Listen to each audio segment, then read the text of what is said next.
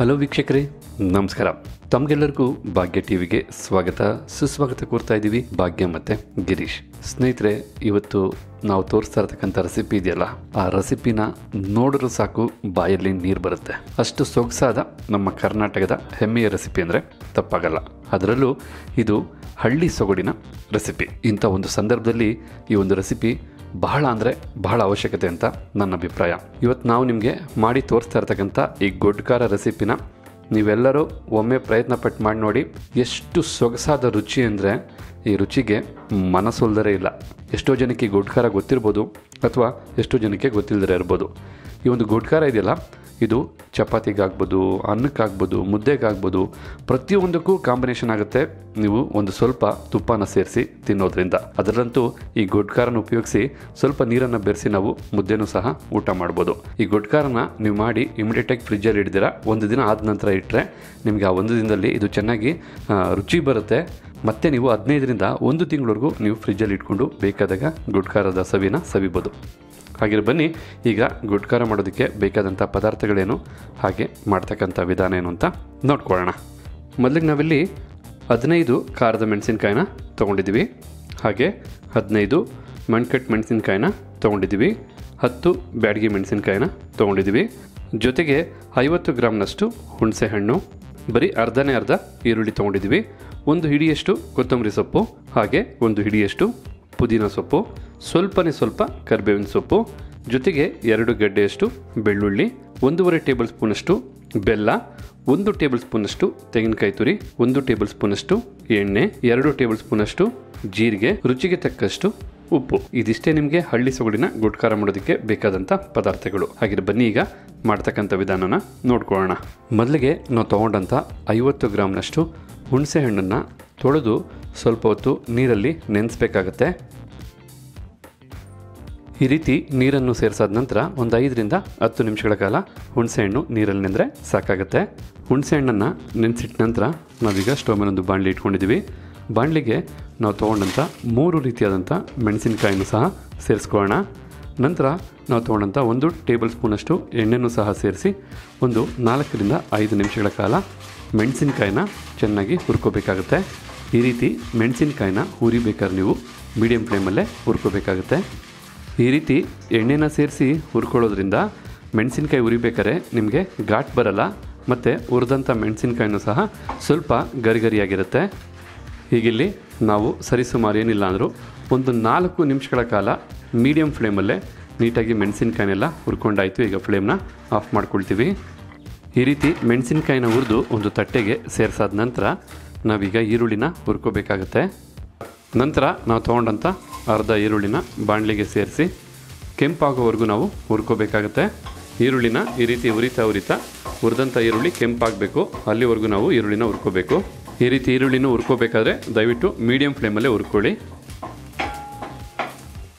ಈಗ ಇಲ್ಲಿ ನೋಡ್ತಾ ಇದ್ದೀರಲ್ಲ, ನಾವು ಈರುಳ್ಳಿನ ಸ್ವಲ್ಪ ಕೆಂಪು ಅಥವಾ ಕಂದು ಬಣ್ಣ ಬರೋವರೆಗೂ ನಾವು ಹುರ್ಕೊಂಡಾಯಿತು. ಒಂದು 3ರಿಂದ 4 ನಿಮಿಷಗಳ ಕಾಲ ಮೀಡಿಯಮ್ ಫ್ಲೇಮಲ್ಲೇ ಹುರ್ಕೊಂಡಿದ್ದೀವಿ. ಅದಕ್ಕೆ ಹುರ್ಕೊಂಡ್ರೆ ಸಾಕಾಗುತ್ತೆ. ಈಗ ಫ್ಲೇಮ್ನ ಆಫ್ ಮಾಡ್ಕೊಳ್ಳೋಣ. ಈರುಳ್ಳಿನ ನಾವು ಚೆನ್ನಾಗಿ ಹುರಿದಾದ ನಂತರ ನಾವೀಗ ಮಿಕ್ಸಿ ಜಾರ್ ತೊಗೊಂಡಿದ್ದೀವಿ. ಮಿಕ್ಸಿ ಜಾರ್ಗೆ ನಾವು ಮೊದಲು ಹುರಿದು ರೆಡಿ ಮಾಡಿ ಇಟ್ಕೊಂಡಂಥ 3 ರೀತಿಯಾದಂತಹ ಒಣಮೆಣಸಿನ್ಕಾಯಿನ ಮಿಕ್ಸಿ ಜಾರ್ಗೆ ಸೇರಿಸ್ಕೊಳ್ಳೋಣ.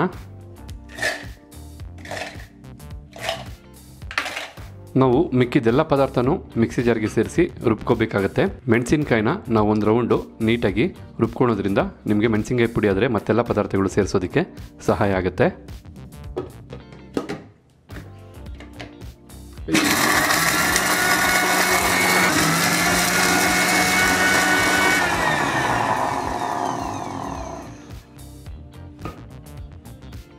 ಈ ರೀತಿ ನೀವು ಮೆಣಸಿನ್ಕಾಯಿನ ಸ್ವಲ್ಪ ಪುಡಿ ಮಾಡಿಕೊಂಡ್ರೆ ನಂತರ ಮಿಕ್ಕಿದೆಲ್ಲ ಪದಾರ್ಥಗಳು ಮಿಕ್ಸಿ ಜಾರ್ಗೆ ಸೇರಿಸೋದಕ್ಕೆ ಹೆಲ್ಪ್ ಆಗುತ್ತೆ.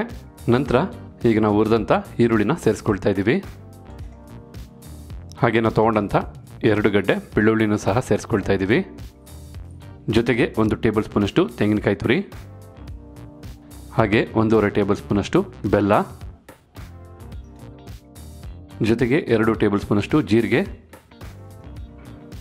ಮತ್ತು ಸ್ವಲ್ಪ ಕರಿಬೇವಿನ ಸೊಪ್ಪು, ಮತ್ತು ನಾವು ತೊಗೊಂಡಂಥ 1 ಹಿಡಿಯಷ್ಟು ಕೊತ್ತಂಬರಿ ಸೊಪ್ಪನ್ನು ಸಹ ಸೇರಿಸ್ಕೊಳ್ತಾ ಇದ್ದೀವಿ. ಹಾಗೆ 1 ಹಿಡಿಯಷ್ಟು ಪುದೀನ ಸೊಪ್ಪನ್ನು ಸಹ ಸೇರಿಸ್ಕೊಳ್ತಾ ಇದ್ದೀವಿ. ನಂತರ ರುಚಿಗೆ ತಕ್ಕಷ್ಟು ಉಪ್ಪನ್ನು ಸಹ ಸೇರಿಸ್ಕೊಳ್ತಾ ಇದ್ದೀವಿ. ಮತ್ತು ನಾವಾಗಲೇ ಹುಣಸೆ ಹಣ್ಣನ್ನು ತೊಳೆದು ಈ ರೀತಿ ನೀರು ಸೇರಿಸಿಟ್ಟಿದ್ವಿ.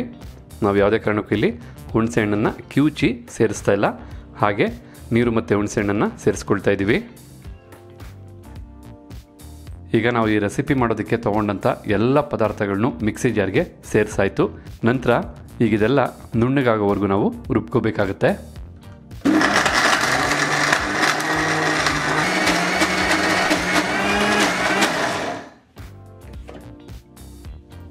ಈಗ ಇಲ್ಲಿ ನೋಡ್ತಾ ಇದ್ರಲ್ಲ, ನಾವೊಂದು ಮುಕ್ಕಾಲು ಭಾಗದಷ್ಟು ನುಣ್ಣಗಾಗೋಂಗೆ ರುಬ್ಕೊಂಡಿದ್ದೀವಿ. ನಾವು ಮಾಡ್ತಾ ಇರ್ತಕ್ಕಂಥ ಈ ಗೊಡ್ಡು ಖಾರ ಸ್ವಲ್ಪ ಗಟ್ಟಿಯಾಗಿ ಇರಬೇಕು. ಆದ ಕಾರಣ ಸ್ವಲ್ಪನೇ ಸ್ವಲ್ಪ ನೀರನ್ನು ಸೇರಿಸಿ ನಾವು ಮತ್ತೆ ಇನ್ನು ಮಿಕ್ಕಿದಂಥ 25 ಭಾಗದಷ್ಟು ರುಬ್ಕೊಳ್ತೀವಿ.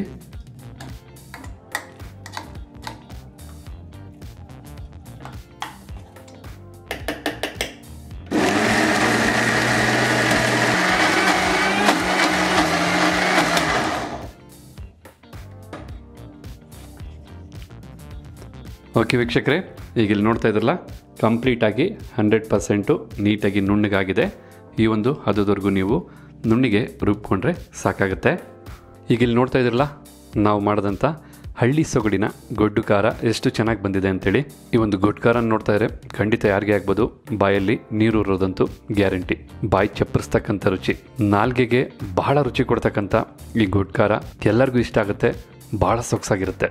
ಮೊದಲೇ ಹೇಳಿದಾಗೆ ಇದನ್ನು ನೀವು ಚಪಾತಿಗೆ, ದೋಸೆಗೆ, ಇಡ್ಲಿಗೆ, ಅಷ್ಟೇ ಯಾಕೆ ಅನ್ನಕ್ಕೆ ಮತ್ತು ಇದ್ರ ಜೊತೆ ಸ್ವಲ್ಪ ನೀರನ್ನ ಮಿಕ್ಸ್ ಮಾಡಿ ಮುದ್ದೆನೂ ಸಹ ತಿನ್ಬೋದು. ಒಂದು ಸ್ವಲ್ಪ ತುಪ್ಪನ ಸೇರಿಸಿ ತಿಂದ್ರಂತೂ ಇನ್ನೂ ಸೊಗಸಾಗಿರುತ್ತೆ. ಈಗಿದು ಬಹಳ ಹುಳುಳಿಯಾಗಿ ಖಾರವಾಗಿರುತ್ತೆ. ಆದರೆ ಒಂದು ದಿನದ ನಂತರ ಖಾರ ಸ್ವಲ್ಪ ಮಟ್ಟಿಗೆ ತಗ್ಗುತ್ತೆ.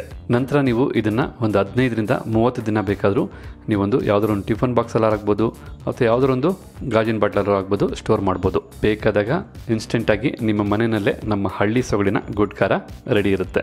ಹಲವಾರು ಹಳ್ಳಿ ಜನಕ್ಕೆ ಇದು ಗೊತ್ತಿರುತ್ತೆ, ಬಟ್ ಪ್ಯಾಟೆ ಮಂದಿಗೆ ಗೊತ್ತಿಲ್ಲ ಅಂದರೆ ಖಂಡಿತ ಒಮ್ಮೆ ಇದು ರೀತಿಯಾದಂಥ ರೆಸಿಪಿನ ಟ್ರೈ ಮಾಡಿ ನೋಡಿ. ಬಹಳ ಅಂದರೆ ಬಹಳ ಇಷ್ಟಪಡ್ತೀರಾ. ಹಾಗಿದ್ರೆ ಇವತ್ತು ನಾವು ಮಾಡಿ ತಿಳಿಸಿದಂಥ ಈ ಗೊಡ್ಡು ಖಾರ ರೆಸಿಪಿ ತಮಗೆಲ್ಲ ಇಷ್ಟ ಆಗಿದೆ ಅಂತ ತಿಳ್ಕೊಂಡಿದ್ದೀನಿ. ಇಷ್ಟ ಆಗಿದ್ರೆ ಈ ವಿಡಿಯೋಗೊಂದು ಲೈಕ್ ಮಾಡಿ, ಜೊತೆಗೆ ತಮ್ಮ ಅನಿಸಿಕೆ ಅಭಿಪ್ರಾಯ ಏನಿದೆ ಅನ್ನೋದನ್ನು ಕಮೆಂಟ್ ಬಾಕ್ಸಲ್ಲಿ ಕಮೆಂಟ್ ಮಾಡಿ. ಅಷ್ಟೆಲ್ಲ ಈ ವಿಡಿಯೋನ ಮತ್ತೊಬ್ಬರಿಗೂ ಹೆಲ್ಪ್ ಆಗೋಗೆ ಶೇರ್ ಮಾಡಿ ಅಂತ ಹೇಳ್ತಾ, ಮತ್ತೆ ಹೊಸ ವಿಡಿಯೋದಲ್ಲಿ ತಮ್ಮನ್ನು ಭೇಟಿ ಆಗ್ತೀವಿ ಭಾಗ್ಯ ಮತ್ತು ಗಿರೀಶ್. ಅಲ್ಲಿವರೆಗೂ ತಮಗೆಲ್ಲರಿಗೂ ನಮಸ್ಕಾರ ವೀಕ್ಷಕರೇ.